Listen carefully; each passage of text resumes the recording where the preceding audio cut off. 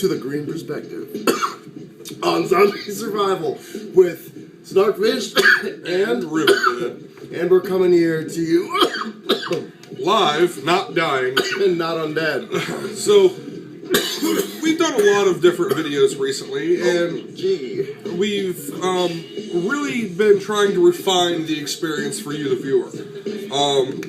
And with this one, we've kind of come up with this generalization. We're not really going to go off of a list. It's just a discussion-based view between myself and Snarkfish. We kind of did a little bit of pre-planning on this one versus a lot of the other ones where we just wung it. So Winged it. hopefully, This guy. yeah. So hopefully you guys enjoy what you see. Always we ask if you do like it, then like it on And YouTube subscribe. and tell us if you like it. If you think it's horrible, if you think that we should just stop doing this, Just tell us. yeah, and we'll probably Seriously. not listen anyway. We might But- listen. We might. But if you have suggestions, we will take those into account and actually do a show on them. Suggestions. Yeah, so, well, let's go ahead and start off. All right, so- Snarkfish, you want to go ahead and, Yeah. and open us up? As it were. All right, so Rivet Dead, we have today, we actually are going to go into the green perspective on the government taking care of business when it comes to a zombie survival event of some kind. Right. So basically, we're just going to kind of spitball a little bit about how we think the government is likely to handle that kind of a situation, regardless of who's in office. You know, Obama, Bush, whoever. you Right. know. Yeah, we're Doesn't matter. gonna take the two-party system Ultimately. out of the equation here, and we're gonna bring it to you as a non-biased view. What an individual in any executive position, from local all the way up to federal, should initiate, should do, what we think is actually going to happen. But let's start off at a local level. I mean, now many people say, well, when you talk local, how do you know if this person is in a major city, like, say, Seattle, Washington, Los Angeles, California, Dallas, Texas, or if you're in bumfuckville, like Mount Vernon, Ohio, or Rising Sun, Ohio. you know, small, Never heard of it. small little places like that. So, Or Springfield, anywhere around the country. yeah, there you go. I mean, we you know, if you're in North Dakota and you are the son of a farmer who you guys have hundreds of acres, maybe even into the thousands, with nobody really around. So we're trying to go over all of that with you guys. Let's start in a major city, Snarkfish. All right. So this would still be on the local level, even though it is a big city. Yeah. And even though there very well may be state and federal presence in your city, in a large city, as we've seen statistically and demographically, a lot of people are not within those borders. So you want to start within a major city. Yeah. Well, let's take, because of our closeness and proximity to Seattle, Washington. Seattle, Washington. Let's take a look at what we think would be the course of action for local government there. Well, I guess basically what we're looking at is for the patient zero event to be happening within a 50 square mile radius from where we currently are. So we definitely have a lot of, with that scenario, we have a lot of things we need to take care of, a lot of things we need to plan for, consider, everything else. I mean, a lot of it's just common sense, but we'll get to that a little bit later. Like instance, here we go. Are you ready? Here's the scenario. Dude's tired of his life, tired of living, can't get talked out of it. He's jumping off of the Space Needle into the ground, splat. He then makes a giant mess to begin with. First responders are on the scene, and the next thing you know, this dude just bit a first responder. He became a zombie. Ow. Well, not immediately, But yeah, either way, he became a zombie. He bit a first responder. Go. all right. So at that point, basically, the government is not really going to be involved. Even local government is largely uninvolved because right now it's in the hands of the EMT team. the entire potentially extinction event is in the hands of this EMT team. Say this dude was a scientist, jumped off a bridge, or jumped off the top of a building. Say he worked in a biochemical lab, or maybe he worked on some things that weren't totally wholesome, and he accidentally contracted it and was exiled out of the building. I know that would break quarantine and everything, but I mean, let's say, government, large organizations don't always work. So, first responder, EMT, they're going to take him to the hospital. Obviously, so we're starting to see where it's going to go. There are going to be some security officers, a few police officers there, and just depending on how fast the spread of this particular contagion is going to be, I guess that is what we're going to be looking at for how long it's going to take for government to really get in and muck things up. Because no, I completely agree with that. The dude jumps off the building, he bites a first responder. Maybe there's a police officer there. Maybe it's being handled by the fire department or the emergency medical response team that's there. Either way, let's be realistic. Most 90% of the people that's been in the medical field has probably already seen some kind of zombie movie. You know what I mean? Dude's dead, obviously, and he got bit this guy. What do you think's going to happen? Okay, well, say they do take, proper steps in the beginning to quarantine the individual that was bitten. If they did that in the correct manner, then put him in a secured observation area that he could not escape out of. If they realized that he was that dangerous in time. If they did. I'm talking best case scenario here for a moment. For humanity. Right, and boom, patient 0 got patient 1, 0 got capped by the police officer. They got startled that this dead dude just bit the first responder. Double tapped him in the head. End game there for patient 0. Now we have patient 1 in quarantine. And guess what? It could stop right there. Best case scenario in a major city where people have more of a chance to realize the actual threat. Now, worst case scenario in a major city, patient 0 bites patient 1. Patient 1 freaks out, as it does happen. Doesn't really say anything about the bite. Might take him a little longer because he's living and not dead. Take him a little longer. He goes home that evening to his apartment within the city where there's hundreds of people there and goes to recline in his chair watching TV. He's not feeling too well at this point and dies in his chair and reanimates. Then he gets out of his apartment. He starts going through his apartment complex, infecting people. They spring out from there and start infecting people around there. Do you think that the government's going to have time on a local level to really respond to that threat without having catastrophic damage to a civilian population? That's a really good point. And I think one of the things that we have to look at is basically the game is going to change as soon as the state and federal government get involved. The CDC, that they take their shit seriously. They obviously, as any zombie fan knows, the main building for the CDC is in Atlanta. But they do have definitely sub-buildings, sub-locations where they can reach areas, like larger areas like Seattle, Washington, or maybe smaller areas like Bumfuckville, with the Testicle Festival there in Montana that we saw going across the Great Plains. Right. I agree. But see, I think the major thing to really consider here is this. Whether it's local, whether it's state, or whether it's federal on the federal level, if you're a civilian in a quarantine zone, unless you're prepared, unless you are prepared food, water, shelter, and a means of self-defense, you're going to be on your own. Potentially for hours, if not days, on your own. And even then, you need to have a contingency plan to be able to communicate with those survivors, those officials of government, to let them know that you are not infected and nobody that is with you is infected. Because if they even have the slightest hesitation, a little thing called collateral damage, you'll be just a statistic, and you'll be just a number.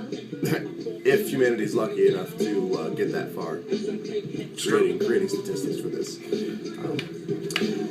And then of course we go to a federal level where they're gonna send the National Guard in, and any Army reservists, any in a lot of cases off-duty Navy personnel are gonna come in, especially on a coastal city. They're gonna quarantine that entire motherfucker. They're gonna get that shit on lockdown as much as possible.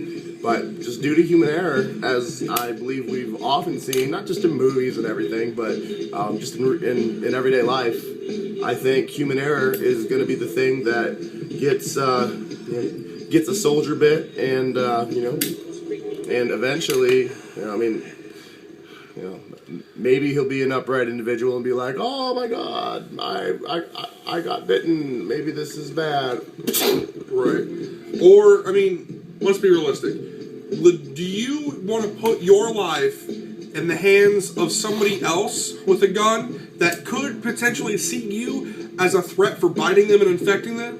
Or do you want to put the lives of yourself and the people you care about in your own hands, and making sure that you are sustainable and safe when that happens? Because it's not a matter of if, it's a matter of when.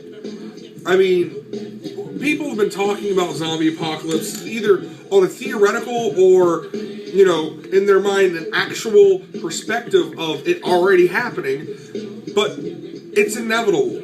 Eventually, there will be a disease or virus that isn't either, if it hasn't naturally mutated to that point, it would have been genetically created for the sake of warfare or of any reason, just to create a vaccine in case or something like that was to happen.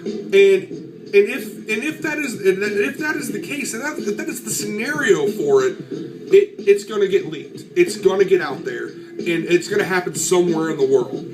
And I'm not saying that you should break your laws. I'm not saying that by any means, if you live in California, you need to go buy an AR-15 or AK-47 and have a 30-round drum mag. You would go to jail. If you tried to do that. I'm saying, though, you can buy handguns, you can buy 22s that are sufficient enough to protect yourself and those you care about. So do what you can within the law, is what we are saying. And that's what we do. We do what we can within the law. Within the law. Let's take a legal break. So, with that being said, I personally feel that when it comes to your local law enforcement, your state law enforcement, highway patrol, if you are stupid enough to get on a freeway during a zombie apocalypse, you're stupid enough to have to deal with a zombie state trooper. I'm just saying. Or even at a federal level, the National Guard, the Marines, the Army, the Air Force. Pray the zombies will be brainless and stupid. Because if they have the smidgen of intelligence to use tools, that takes a whole other aspect to the zombie apocalypse. So many ways it can happen, and that's why we're here talking about it with the green perspective. Exactly. Riveted, isn't that right? Yes, that's very true. Absolutely. Now, Riveted also. We wanted to pose the question to you. Leave comments if you want, down here at the bottom of the video, if you want to, about the possibility of us being in the Matrix and of a zombie apocalypse taking place here in the Matrix. Riveted had quite an acute case of deja vu while we were talking about how we were going to structure this thing today. Yeah. And just something to think about. In the Matrix, zombie apocalypse, agents, how would that work? In the movies, they talked about, humanity wanting struggle, wanting pain, wanting purpose. And wouldn't that, think about how many people talk about a zombie apocalypse nowadays. Think about how prevalent in the media and in our mind we are being bombarded with so many different things, from Walking Dead to World War Z to books to video games to music. You name it.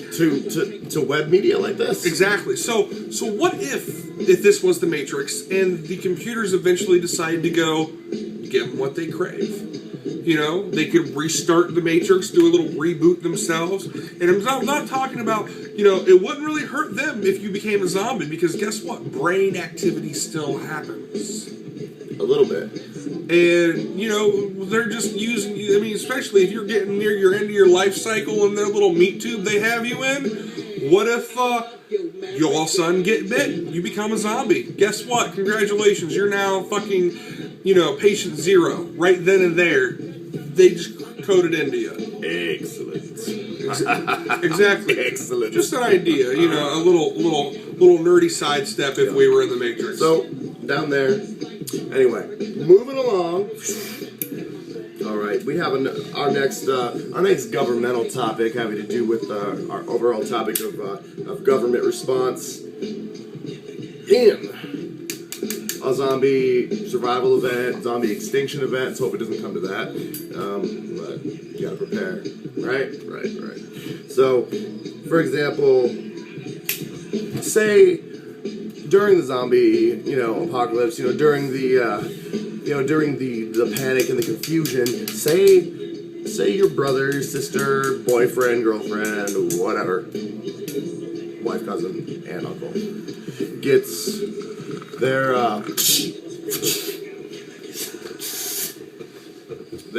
whatever broke during in the ensuing panic. And if that were to happen, we would recommend that you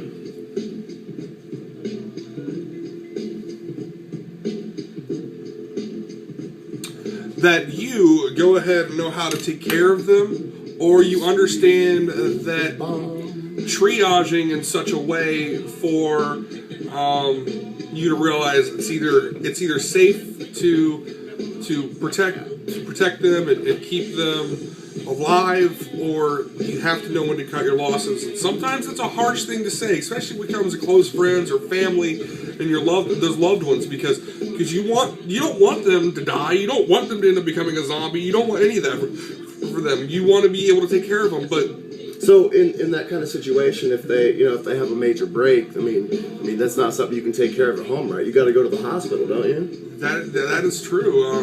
Normally, and of course, every day, if someone breaks their leg, where do they go? Go to the hospital. Go to the hospital, some kind of urgent care or something. But have to understand that if someone has been injured by this panic, there's probably 1,000 more that you don't know that have already been injured, and they're probably already on their way there. Just saying, there's going to be a lot of collateral damage, a lot of danger, and a lot of stupid people making stupid decisions, and maybe patient 76 and patient 78 are going to be there turning people toward their cause. It is a bastion of danger, and you're going to get fucked up. Don't do it. Deal with the pain, put a splint on it, and maybe if you know a local doctor, or if you have information about, setting a limb, a little bit of pain relief, whatever. Never hurts to read up on field medical guys, too. I mean, if you're a Saiyan in the zombie apocalypse, also comments. Can you imagine? You were Super Saiyan. Super awesome. Yeah, I mean, come on now. I mean, it would just be like spirit bomb, just fucking them up. So, but yeah, I mean, maybe you should read some local, field survival guides, things like that. But like I said, we would love feedback. We would love what you guys think of our stupidity and our ramblings. Another big thing too is how much do you really care about that person? I mean, let's say it's somebody that you guys just met on the road. I mean, let's be real. If it was your sister, or if it was your wife or girlfriend, maybe you'd be more apt to help them than you would somebody else. I mean, or does all human life equal the same to you by that point? It's something that you really need to search in yourself and really need to ask. I know a lot of people are like, well, I'd help anybody, but at the same time, would you really? Should you really? So, because you really don't know who they were before all that. It could have been an escaped prisoner that found somebody else's clothes and threw them on. You don't know that. You do not know.